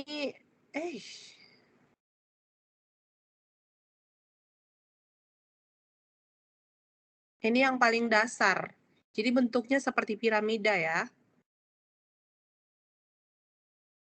Nah, setelah kebutuhan ini terpenuhi, kita juga butuh tidur ya bilang. Setelah kebutuhan ini terpenuhi, kita punya kebutuhan yang lain, yaitu kebutuhan rasa aman. Kita butuh keamanan gitu kan, kita butuh stabilitas. Pernah nggak kalian malam-malam gitu takut atau merasa khawatir? Pernah nggak? Mau tidur gitu kan terbayang-bayang. Pernah, Bu. Itu Iya, Bu, gimana? pernah, Bu. Gimana? Coba ceritakan dulu, Bu. Mbak, terus gimana perasaannya waktu kayak gitu? Enak nggak? Aku Tidak tuh nyaman. kan di kamarnya itu deket banget jendela ya, Bu ya. Udah di lantai 40. Jadi kalau misalkan habis nonton horor itu perasaan di jendela ada orang. Ada halus aja gitu.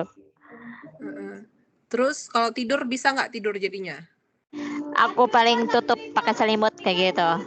Nyumpet udah. Di lantai 40 Mbak Uun tinggal? Nah, paling tinggi ya, lantai 40. Oh.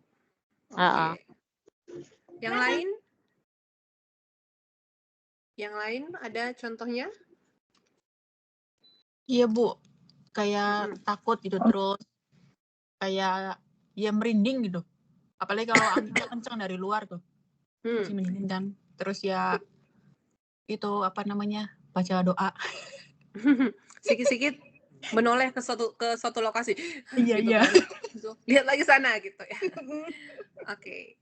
Tapi yang pasti dalam perasaan seperti itu tidak enak ya, tidak nyaman, perasaan gusar, dan ya kalau setiap hari seperti itu ya pingsan lah jadinya gitu kan. Nah, jadi kita butuh rasa aman, kita butuh rasa tenang dan stabil gitu ya.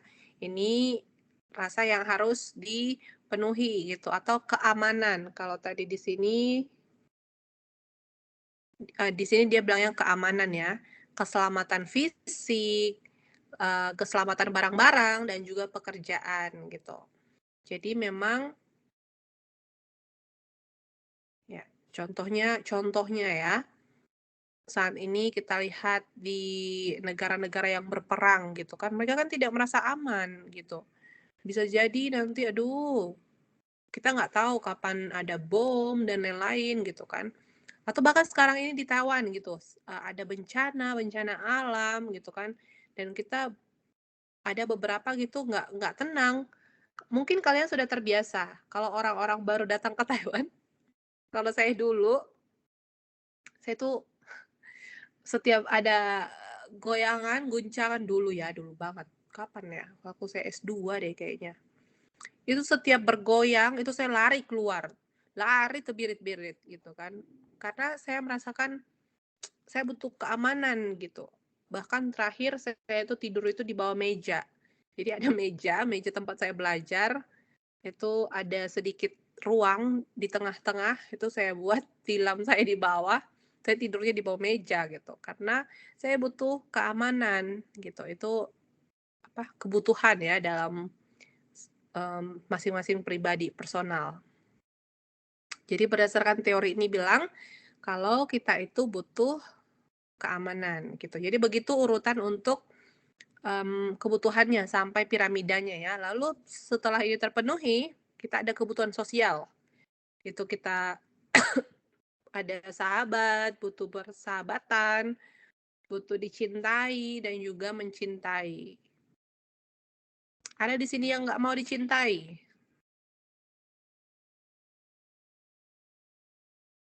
Termasuk dari keluarga, dari teman, ada? Tidak ada. Sepertinya Kalau ada itu kalau perlu aku mungkin dipertanyakan. ya. Ya, jadi kita perlu dicintai ya, dicintai pasangan, orang tua, teman gitu. Itu karena kita punya kebutuhan sosial. Kita makhluk sosial, jadi kita butuh. Gak ada orang yang bisa hidup sendiri. Yang adanya kita itu hidup dalam bersosial. Lalu selanjutnya untuk tingkatan piramida yang keempat itu kebutuhan untuk diapresiasi. Setelah yang 3 ini terpenuhi, ada kebutuhan untuk diapresiasi atau reputasi, pengakuan, ini untuk penghargaan-penghargaan.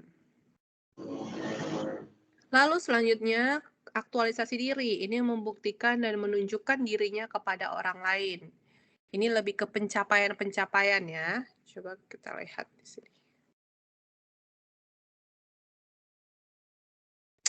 Kalau penghargaan tadi lebih ke pencapaian, status, tanggung jawab. Kalau aktualisasi diri itu lebih ke pengembangan diri. Jadi memang ini, tapi yang pasti untuk sampai ke nomor 5 ini, dia harus terpenuhi dulu kebutuhannya. Kebutuhan 1, 2, 3, 4, gitu berurut ya. Karena kalau dia kebutuhan yang pertama tidak terpenuhi, dia belum bisa makan dan minum aja kebutuhannya belum terpenuhi, dia itu susah untuk memenuhi kebutuhan apalagi sampai nomor 5 gitu. Jadi dia seperti piramida. Yang paling dasar itu kan dia paling banyak yang harus pemenuhannya. Makin ke atas makin sedikit. Jadi contohnya homeless ya. Homeless itu mereka kan nggak punya rumah ya. Mereka juga tidak aman itu tidurnya. Karena mereka tidur di luar. Tapi mereka bisa memenuhi kebutuhan nomor 1. Mereka hanya masih bisa memenuhi kebutuhan nomor 1. Itu pun kadang-kadang mungkin tidak terpenuhi. Mungkin kadang-kadang mereka nggak ada minum gitu. Mereka cuma punya baju dan makanan-makanan sisa, bisa jadi. Tapi yang pasti rumah ya, rumah tempat kita tinggal, tempat kita berteduh, itu bisa memberikan keamanan untuk kita.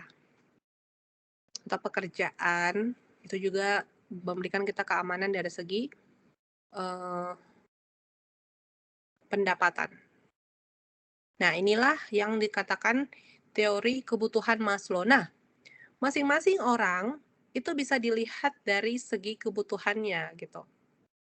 Mana kebutuhan yang paling dasar dan apa yang bagaimana strategi pemasarannya gitu ya. Aplikasi teori motivasi dalam pemasaran. Segmenting, STP ya, ini STP. Targeting yang terakhir. Jadi segmenting di sini kita harus kelompokkan berdasarkan kebutuhannya. Contohnya berdasarkan fisiologis gitu. Kita segmentasikan pemenuhannya tadi itu dari hierarkinya itu, hierarki Maslow, kita segmentasikan dia berdasarkan kebutuhan psikologisnya. Nah, gimana nih positioningnya? Kita posisikan produk ini di benak konsumen. Misalnya dipersepsikan produk dengan image yang baik untuk menjaga kesehatan konsumen yang berusia di atas 40 tahun, gitu kan. Berarti ini untuk minuman ya, contohnya susu gitu. Yang pasti ini untuk memenuhi kebutuhan psikologis, tadi makanan dan minuman. Jadi di sini kita bisa melihat bagaimana positioning yang baik untuk kita, untuk segmen kita tadi gitu. Jadi pengaplikasiannya untuk teori motivasi dan pemasaran.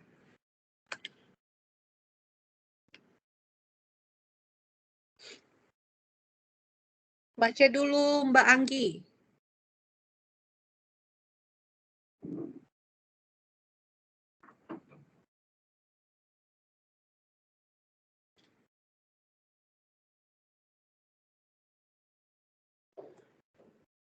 Mana Mbak Anggi?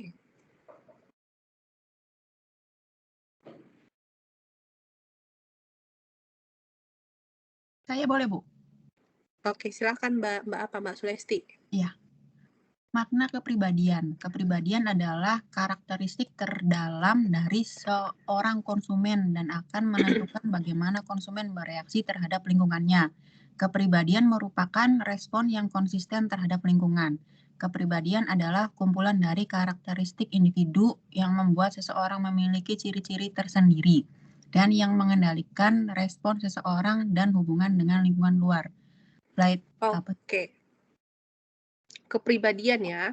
Ini itu karakter konsumen atau kita sebagai individu, dan ini menentukan bagaimana kita bereaksi terhadap lingkungan.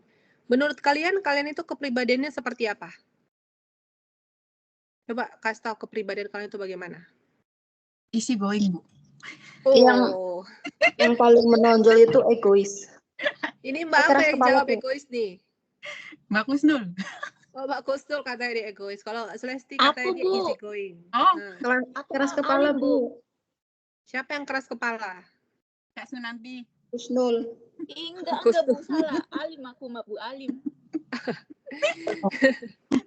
Alim ya. Oke. Iya, saya baik. Ada lagi yang lain kepribadiannya? Ada yang baik budi? Ya, saya Bu, baik budi. Menyenangkan, Bu. Dermawan, Bu. Oh, dermawan. Royal. Ini maksudnya gimana? Suka traktir teman-teman sekelasnya ya? Iya. Iya. Pakai Good Panda. Oh, oke. Pakai Food Panda? Iya. Aduh. Oke, bagus. Sama bagus. Uber Eats. Sama Uber Eats. Oke, ada yang dermawan ternyata di kelas ini ya. Ya, besok makan sama saya ya di hotel, di kafe ternama.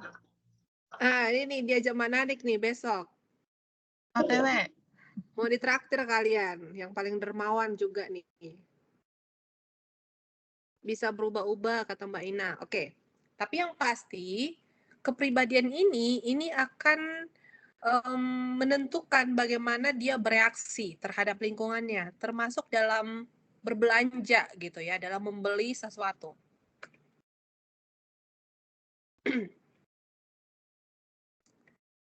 Oke, untuk karakter itu yang pertama dia terintegrasi. Jadi ini bertindak berdasarkan satu sama lain, lalu juga dia ini bisa membuat pemantapan diri untuk memudahkan pencapaian tujuan, mau itu dia easy going kah, mau itu dia pendiam kah, tapi dia bisa mencapai tujuannya. Lalu karakter kepribadian ini dia unik ya, dan individual, karena ini tidak sama satu dengan yang lainnya. Jadi sesuai dengan apa yang sering ditunjukkan. Lalu jelas, kita bisa mengamati dan kita bisa menarik kesimpulan dari perilakunya. Oh, dia kepribadiannya seperti ini. Karena dia jelas bisa terlihat. Kalau dia tidak jelas terlihat, berarti itu bukan karakter aslinya. Itu bisa jadi saat itu dia bukan sedang menjadi dirinya sendiri, kita bilang seperti itu. Karena kalau karakter aslinya itu kita bisa lihat, kita bisa amati. Lalu konsisten, karena dikatakan dasar kepribadian itu pada umumnya itu dia cenderung stabil ya. Mungkin ada yang bisa berubah. Jadi tadinya dia waktu kecil pemalu, sudah besar dia sudah lebih aktif gitu kan. Ada, tapi dia cenderung stabil. Cuman bisa berubah juga. Waktu secara perlahan dapat mengubah kepribadian. Apalagi lingkungan ya. Lingkungan ini sangat mempengaruhi kepribadian. Karena di situ akan membentuk kepribadian. Jadi bisa juga berubah secara perlahan, tidak langsung instan. Oke. Contohnya saat berbelanja. Orang dengan kepribadian yang easy going, yang mudah bergaul, yang ceria dan lain-lain, kalau dia beli barang itu bisa kita lihat dia itu suka warna-warna yang jelas. Atau mungkin dia yang berbunga-bunga gitu. Kalau dia kepribadiannya lebih tenang atau lebih pendiam, itu biasanya dia tidak terlalu suka bercorak-corak gitu. Lalu kepribadian tertentu, dia akan suka warna-warna tertentu. Karena biasanya kalau dia lebih pemberani, dia tuh lebih suka warna-warna yang kuat. Warna-warna merah, contohnya yang terang. Kalau dia lebih kalem, dia suka warna-warna yang lebih soft, gitu ya. Jadi pada umumnya konsumen ini ketika dia mau berbelanja, itu dipengaruhi dari kepribadiannya juga, gitu. Secara tidak sadar, kalau kalian suka warna apa? Warna biru. Warna krem, Warna biru. Bu. Warna krem.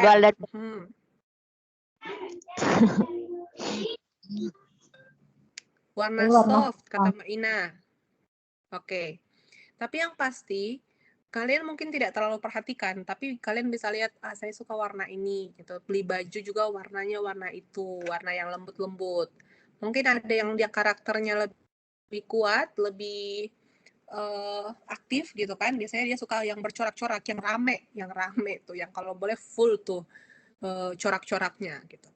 Tapi yang pasti pemasar bisa melihat dan mereka bisa membuat strategi tertentu. Kalau dia yang karakternya seperti ini, cocoknya kita kasih promosi yang seperti ini atau pemasarannya, iklannya seperti ini gitu. Jadi kita bisa membuat strategi berdasarkan karakter dan kepribadian. Oke, ada teori kepribadian ya. Teori Freud ini ada 3 teorinya.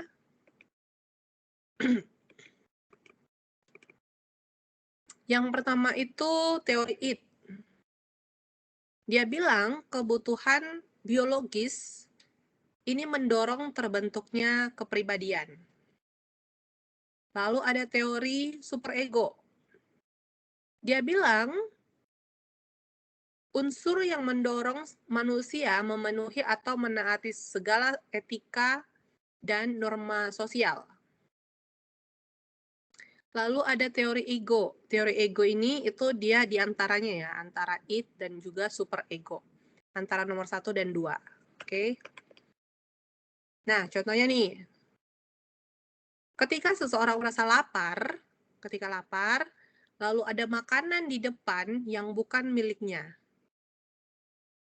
Kalau dia langsung makan makanan tersebut karena lapar, itu dia pakai teori id. Namun, kalau dia masih berpikir untuk membeli makanan yang kalau dia lapar, itu masuk ke ego. Karena dia kalau ego itu, dia diantaranya. Kalau id ini dia cuman berdasarkan psikologisnya aja. Dia lapar, ada makanan di depannya, ya langsung dimakan aja. Kalau dia super ego, dia itu akan, ya kalau itu bukan punya dia nggak bakal makan. Gitu. Dia bisa membeli, karena dia tahu ada etika ya. Kalau bukan makanan dia, punyanya walaupun di depannya, ya jangan asal dimakan aja, gitu. Jadi begitu. Kalau yang teori id, dia ini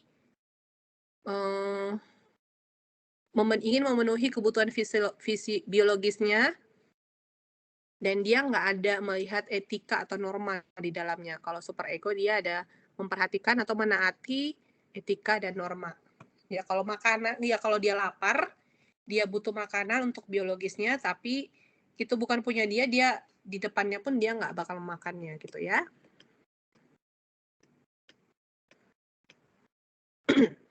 Nah, selanjutnya kepribadian berasal dari lingkungan. Aduh, waktu kita 9 menit lagi. Nah, ada teori kepribadian Neo-Freud. Ini ada neo-nya sekarang ya, Neo-Freud. Neo-Freud ini bilang kepribadian itu berasal dari lingkungan, bukan dari dalam diri manusia. Baca dulu Mbak Sulesti. Iya, Bu. Teori kepribadian Neo-Freud. Kepribadian berasal dari lingkungan, bukan dari dalam diri manusia. Contohnya, orang-orang yang tinggal di daerah dengan lingkungan alam yang keras akan membentuk kepribadian berbeda dengan orang-orang yang tinggal di kota besar. Kedua, seseorang yang sebelumnya tidak pernah membunyikan klakson ketika lampu merah, tanpa sadar akan ikut membunyikan klakson ketika pengendara di sekitarnya membunyikan klakson saat lampu merah. Oke, jadi yang Neo-Freud ini bilang kepribadian itu itu terbentuk dari lingkungan, bukan dari dalam diri manusia. Ini argumennya dia ya. Nah, contoh dalam kehidupan sehari-hari, mungkin kalau kita berada di Taiwan ya, saat ini itu di sini apa-apa harus teratur, antri. Kalau mau membeli sesuatu panjang, kita harus antri. Budaya antri terbentuk di sini. Lalu juga tidak membunyikan klakson, ya kan? Itu karena lingkungan kita seperti itu gitu. Jadi kita terbentuk kepribadiannya. Menurut kalian ada nggak kepribadian kalian yang terbentuk ketika kalian ada di Taiwan? Contohnya apa? Ada, Bu. Contohnya Apa? Pola makan. Makan? Contohnya apa, Bu? Disiplin sih, Bu. Disiplin. Pola makannya gimana? Kalau dari saya pola makannya itu lebih teratur, Bu. Soalnya ketika jam istirahat, bos harus nyuruh makan gitu. Terus kalau malam harus makan. Kalau di Indo kan terserah saya gitu. Iya.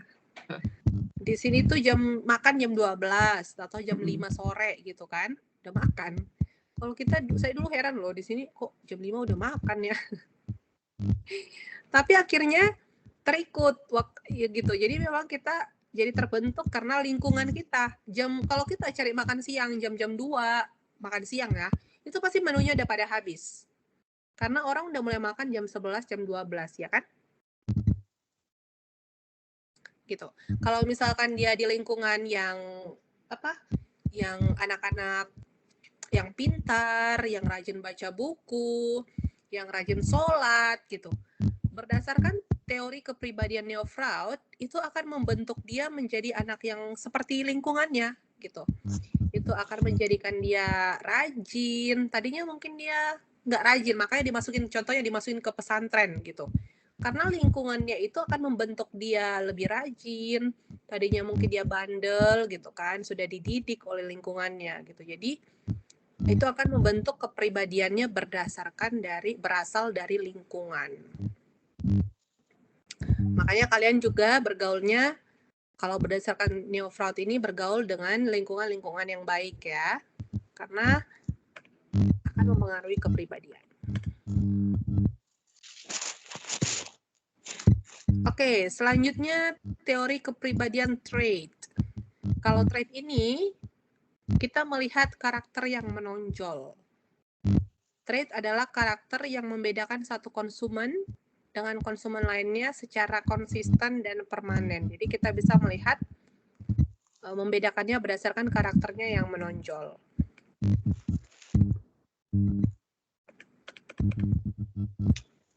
Oke, selanjutnya gaya hidup.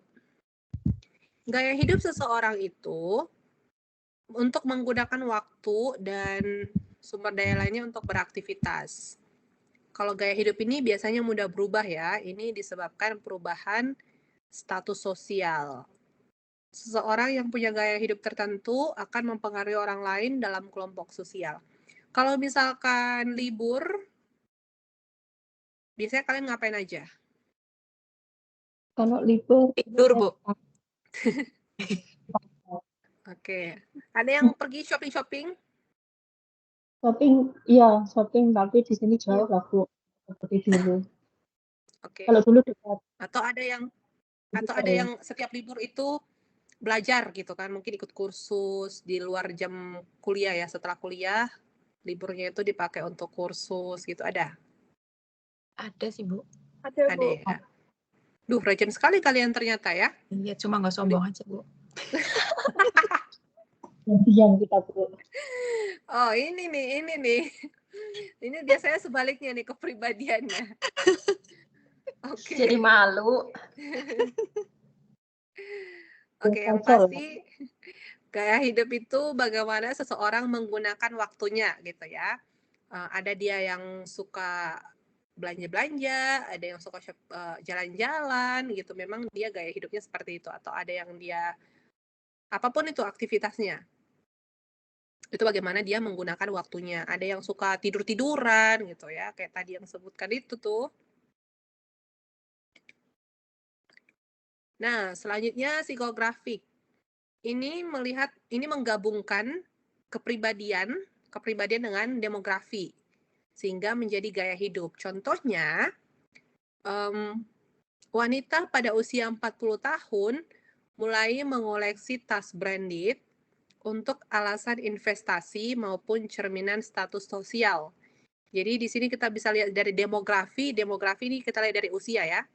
Usia, demografi, dan juga kepribadiannya. Dia berarti sedikit hedon ya, ini istilahnya tas-tas branded. Tapi di sini dia punya alasan untuk investasi gitu. Kalian ada nggak investnya itu di tas-tas mahal atau jam-jam branded gitu yang bermerek? Kalau biasanya kalian investasi dalam bentuk apa? Ana, Bu. Reksadana. Mas Antam, Bu. Reksadana. Emas, Iya, Mas Antam, reksadana, Bu. Batangan. Obligasi, Bu. obligasi. Kok Saham, hebat-hebat Bu. kali investasi kalian? Ada saham. Kripto, Oke, Bu. kripto. Ini bener nih. Siapa yang kripto? Atau asal Saham. sebut-sebut aja. Investasi kalian ya, kalian yang saya bilang kalian. Saham, Kalian Bu. BBCA, BBRI, BBNI. Oh, saham. Oke, mantap. Gitu. Jadi yang pasti punya ini ya, investasi yang baik ya kalian. Itu Kak kayak Sunanti. main sebut-sebut aja tuh. Itu muncul Kak Ina. Komentarnya jadi tersebut. Oh, beneran ya? Oke, bagus. Jadi memang kripto ini kalau sekarang mungkin ya boleh lah, masuk sekarang juga boleh. Ini sekarang lagi murah-murahnya nih. Karena nanti di kemudian hari, beberapa tahun berikutnya, kripto ini jadi mata uang gitu. Jadi kalian bisa mulai melirik-lirik mau invest di kripto, kayak Mbak Ina. Zaman sekarang udah canggih ya. Nanti beberapa tahun ke depan kita nggak pakai uang. Perusahaan-perusahaan itu kalau mau membayar sesuatu kita bisa bayar pakai kripto. Gitu. Jadi bisa dilirik mulai dari sekarang untuk masuk ke invest di kripto. Kalau invest itu berarti jangka panjang ya, investasi. Biasanya 5 tahun lah kita lihat. Nah, kalau kita sebut psikografik, berarti dia menggabungkan kepribadian dengan demografi. Itu yang kita bahas. Psikologi atau kepribadian dan demografi. Jadi psikografik. Kalau perusahaan mau melihat dari psikografik, berarti dia menggabungkan dari pandangan berdasarkan kepribadian konsumen dan juga demografinya. Oke, ini minggu depan aja. Sampai di sini ada yang mau ditanyakan nggak? Ibu mau nanya, mau tanya itu Bu, sudah dimasukkan ke grup WA? Mau nanya apa satu-satu? Enggak, udah di minggu kemarin sudah itu Bu. Saya dulu Bu. Minggu kemarin sudah saya masukkan ke grup WA. Apakah udah masuk? Perilaku konsumen. Ya. Iya. Udah ya. Oke. Silakan yang lain. Bu, untuk tugasnya gimana, Bu? Mau tanya tugas. Oke. Untuk tugasnya nanti grupnya kalian tentukan dulu kan? Oh iya, Bu. Disetor dulu. Nanti setelah disetor, kapan terakhir kalian setor? Insya Allah nanti malam atau besok. Ya, besok ya, paling lama ya, besok malam. Kalau sudah disetor, nanti ada 4 grup ya. Masing-masing 8 sampai 9 orang di dalamnya.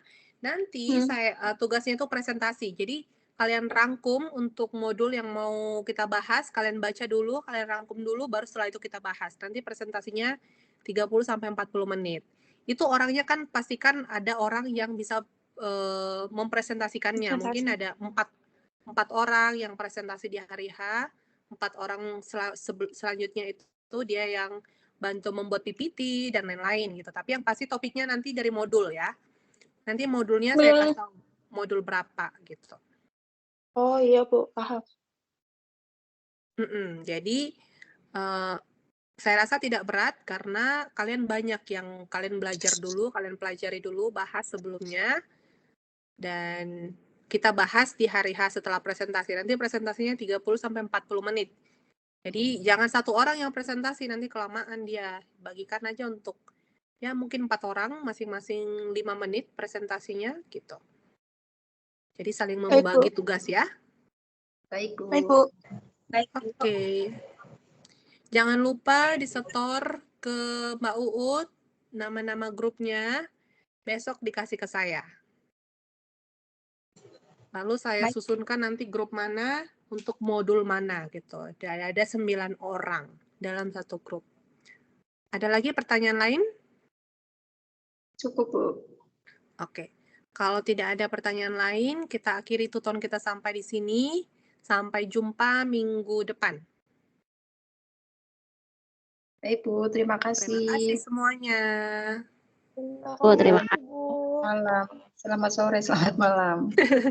Selamat malam. Ayo guys, kita keluar. Capek kali hari ini.